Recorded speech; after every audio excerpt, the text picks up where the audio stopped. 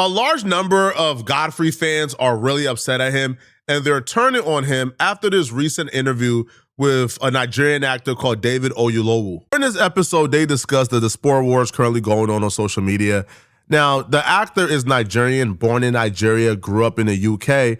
However, he was afforded the luxury to play roles like MLK and other roles that Black Americans felt like belonged to Black American actors. So the clips of them discussing him playing MLK and the backlash he received for playing Black American roles went viral on social media.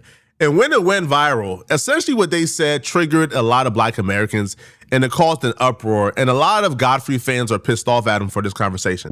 Way, way, way better and way, way, way more powerful together than we are apart. Yes. And I truly think so much of that mindset is born out of insecurity. You never see them coming after a Brit playing that kind of role when it's a failure. It's only when it's a success. If there's box office and if there's awards, then is the time where you go, I want a piece of that. Well, let's collaborate. So that's why I get everyone to the house. Where we have those conversations. Andre Holland, brilliant actor, trained. Coleman Domingo, brilliant. I've seen that dude on stage. The success he's being afforded is absolutely warranted. It's the work. Here's the problem that I identified. Because Tariq Nasheed and his crew are a loud minority, that whenever a non-Black American gets fair critique from Black Americans, they automatically identify that critique with Tariq Nasheed and his crew, so they dismiss the critique, even though it's a fair critique. And I don't think that's fair, because I don't think the majority of Black Americans identify with Tariq Nasheed and his philosophy. I don't think the majority of Black Americans believe if you are a baby and you're born in Africa, you're born musty. I don't think that that's not a sentiment from the Black Americans I speak to. The Black Americans I speak to will hear some nonsense like that and they will get pissed off and they will get upset because that's bigotry at its finest, right? But when they give fair critique, they automatically identify that critique with Tariq Nasheed, so then they dismiss it. When no, right? Black Americans just don't want a non-Black American playing Martin Luther King Jr. MLK is a Black American hero. They hold his legacy really sacred. And they just don't want anybody who's not Black American playing Martin Luther King Jr. I feel like that's a fair critique, and that critique should not just be dismissed or thrown to the side or grouped in with the bigotry that belongs on the other, right? Because the majority of Black Americans don't agree with whatever's going on over there, but they can say that, yeah, we believe MLK and his legacy is sacred, and we don't want anybody else playing MLK but us. And I feel like that's fair. But much of what I heard from this dude is essentially him dismissing that, him trying to talk above him and being a tad bit condescending. Bro really said it's rooted in jealousy. I don't think they jealous of you, bro. They just don't want you playing MLK or any other Black American heroes. And I was looking for community. And to be perfectly honest, I met a lot of African American actors who, as I started to gain a bit of success, I could tell they felt threatened by my presence, by what I was being afforded, that they felt they should be being afforded. To them. Oh, man. And I was terrified because I had just now been afforded the opportunity to play Oprah Winfrey and Forrest Whitaker's son in The Butler. It was a very juicy role. And I stood there, Cuba Gooding's over there, Terrence Howard's over there, like all these actors. And I was just like, oh boy, am I gonna be okay? Y'all see what I mean though? He dismissed any and all critique as jealousy. Now, I do believe things like MLK, Malcolm X, Farrakhan, like a Ghanaian playing Farrakhan is crazy. It's Farrakhan. But if we're talking about the general role, any American-speaking English roles, if we're saying that a Nigerian, a Ghanaian, a Caribbean, a Black guy from the UK, if we're saying that they are not even allowed to ever be in Hollywood or to ever exist, now that's wrong. But there should be room to have this discussion. Hey, we allow y'all to eat, y'all doing y'all thing, but let's not start poaching movie roles like Farrakhan, Malcolm X, MLK, things that are sacred to our culture. Let's not do that, right? Because, again, like the Nigerian would have the same backlash and the same critique if a Black American goes to Nigeria and get like a really coveted role in Nollywood, and they're made to play like a Nigerian president or somebody. Nigerians will be the first one to tell you, man, now hell no, what you mean? And if he's honest, he will tell you, bruh, a Black American can't go to Nigeria and play like a coveted Nigerian role of like a historical Nigerian figure. They not having it. They'll be the first one to tell you, hell nah. So yeah, that should be the same thing. Like Black Americans should have the space to say, MLK, these other sacred roles is for us, not for you. But I also don't think they should also be barred from any and all roles, period, Now, they got to the Drewski skit where Drewski made fun of, like, the British actors who like, take on American roles.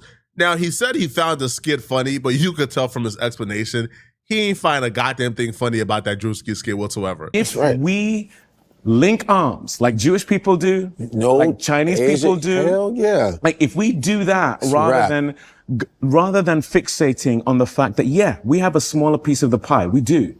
And as a result, when a Black Brit gets that role, what we're talking about is not acting. We're not talking about the art of acting. We're talking about scarcity. We're talking about the fact that there's not much pie. So when someone gets it, it's like, you're now taking a piece that makes me feel like I can't access that piece. Yeah. Because you don't have that with white British actors in the Hollywood constellation, because the pie is vast. So do you think like when Drewski goes out there and he does that whole skit that's gone viral, it's funny. Yeah. Where he's the British guy, he goes out there. And does that kind of add fuel to the fire? Because I mean, it's a thing. You're starting to hear more and more of it. Yeah. And it's why we started 154. Like, it's to bring all of it. It's one continent, 54 countries, but really it's bigger. It's one diaspora that's centered around who we are as people. But yet there's these micro fractures of, but they're from the UK, or they're from, they're immigrants from Africa. Yeah. My thing is, I have adopted the stance of, I have to let my work do the talking. Mm-hmm. There's many things in the world that I don't like, that I don't agree with, but my answer to that, to the Drewski thing, is to start a streaming platform with an African American like Nate Parker. They looking too deep into it. The Drewski thing was jokes. It was a skit about how British actors on camera, they would act like the biggest LA gang member, then off camera, they like straight, pip pip cheerio, and you feel me? Like, it's hilarious, yo. Here's the thing, bro. We gotta find a way as immigrants to distinguish between jokes and bigotry. Straight up, bro. The Drewski thing is a joke. Sitting there doing a 30-page dissertation on why the Drewski thing is harmful towards this and how you gotta let your work speak for yourself, and you gotta rise above the hatred and rise above the critique. It was a skit, homie. It was a skit. You gotta distinguish between the jokes and the bigotry. I can show you some bigotry. You feel me? I can show you some bigotry, bruh. Go on Twitter and just scroll. You gonna see real bigotry.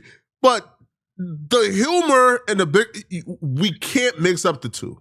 We just can't, bro. We just can't, man. Drewski did a funny skit. The skit should be held there. Now, real bigotry is an African braiding shop doing something that, that was wrong and appalling. And then Tariq Nasheed and other content creators start this whole boycott all African businesses.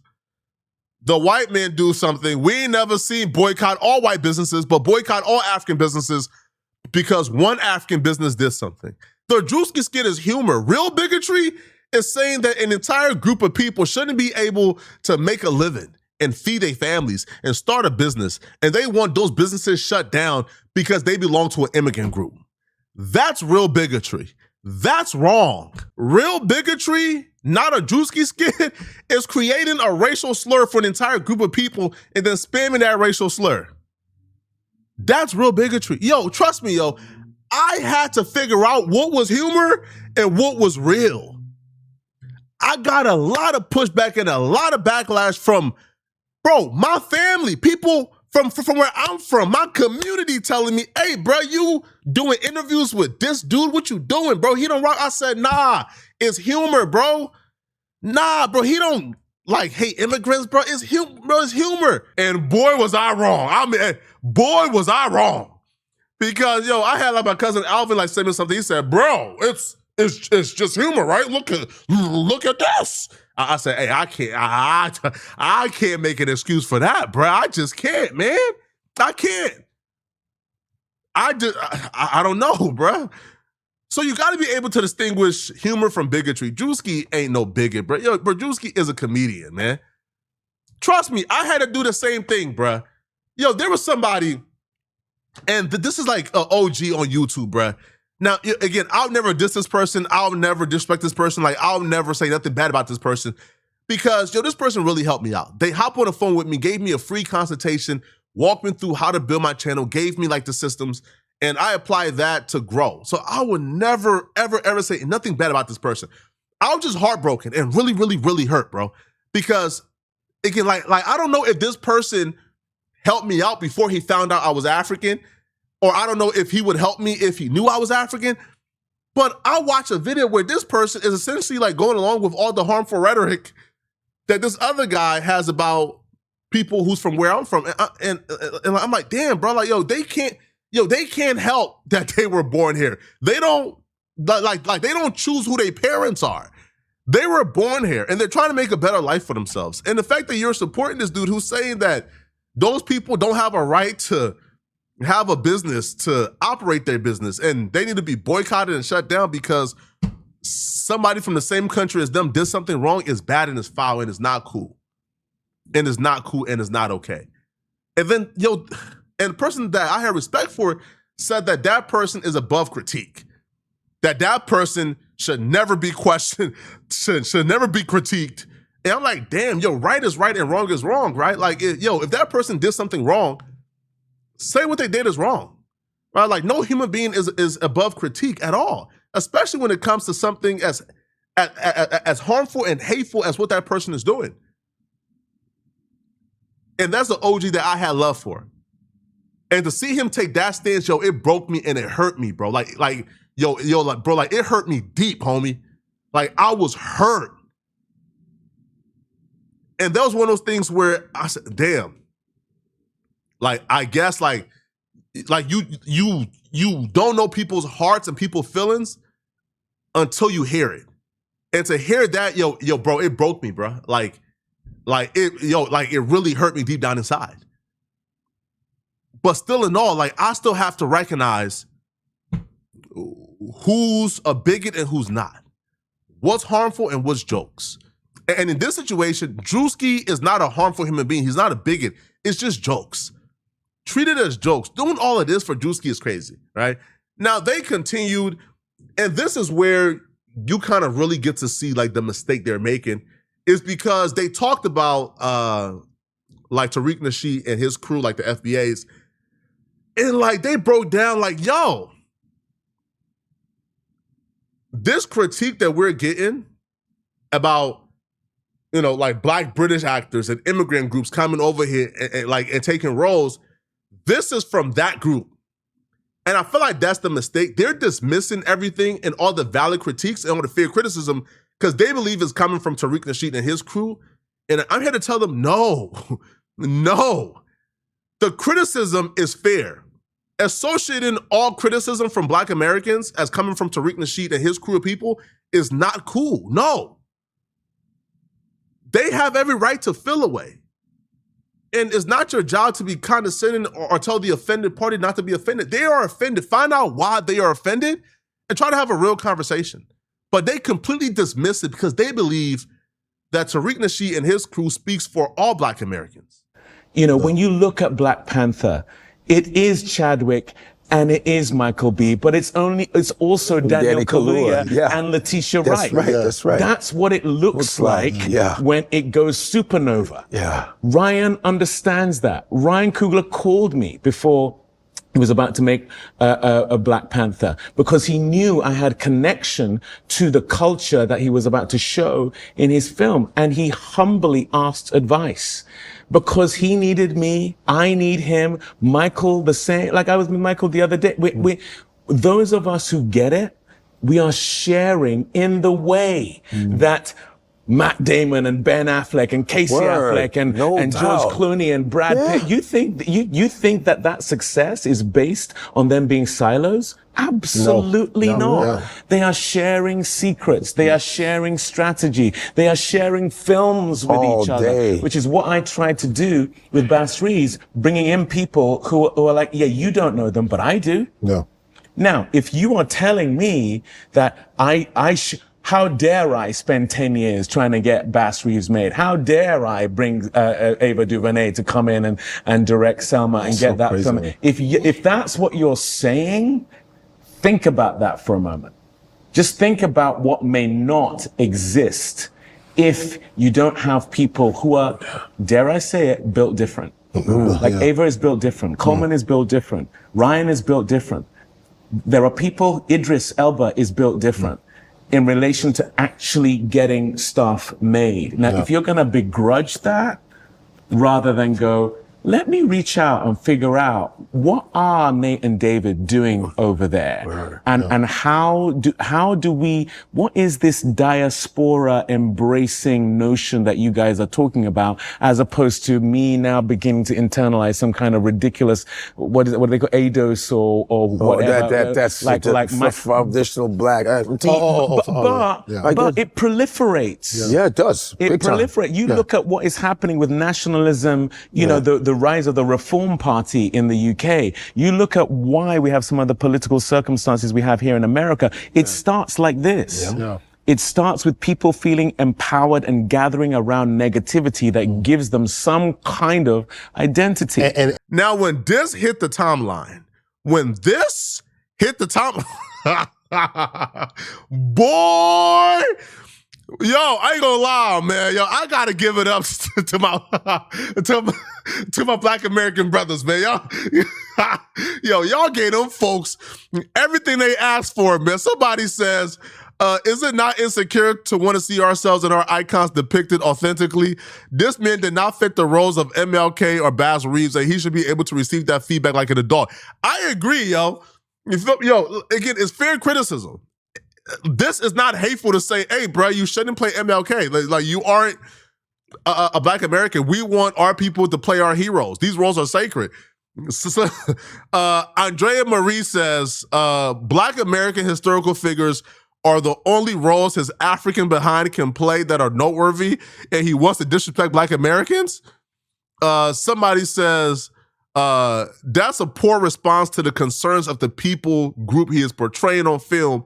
And yes, the actors such as himself are worth discussing, but who is casting them instead of Black Americans? We need to have that discussion. I agree. Again, bro, this is like 1.2 million views on this clip, and the entire clip is them just tearing him up. I'm talking about tearing him. Now, some of the comments I can't even read, right? So this is bad. Even if you go to the episode, like the Godfrey episode, they're on his behind. They're telling, bro, Godfrey, like, people are stunned at Godfrey because they're like, bro, Godfrey, you're somebody who we expect to give pushback on these type of issues. Somebody says, David needs to make a film about how the WS Americans recently invaded and bombed Nigeria. Classic straw man, red herring. I think he's missing the point. So people are very upset and over this clip. And I agree, they have every reason to be upset because you have to find a way to distinguish between fair criticism and true bigotry. And this is fair criticism. People being upset that you are playing MLK should not make you, you should be able to address it like a real adult. But let me know in the comment section, what do you guys think about this, okay? If you're still watching this video and you want to watch another good video, then click on this video right here somewhere on my screen to find out how DJ Academics just revealed something very disturbing about TDE and Charlamagne the God. I'm going to see you guys in this DJ Academics video. I'm out of here, folks. Peace.